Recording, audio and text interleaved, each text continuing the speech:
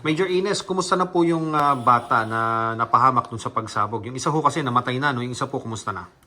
Yung huli nating information dyan, according na rin din sa account ng kanyang mga doktor na operahan na ito, pero wala pa ito sa stable condition kasi meron nga daw mga bleeding pa. Sir, ngayon naman, natuntun nyo na raw po ng mga otoridad kung saan galing yung paputok. Paano ho ba nakuha ng mga bata?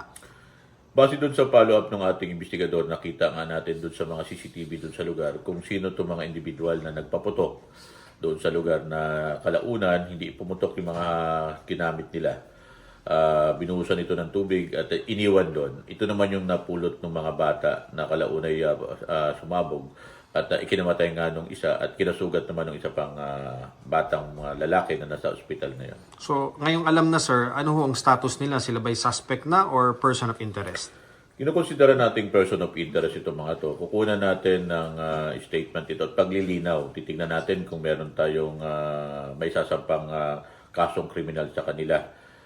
Sa atin dito, dumadaan tayo sa proseso ng pag-iimbestiga at kung ano yung lalabas doon sa pag-iimbestiga, kung malaman natin meron silang pananagutan, isasampa natin yung kaukulang reklamo sa kanila dito sa tanggapan ng Taga-Usig sa lungsod ng Maynila. Thank you, sir.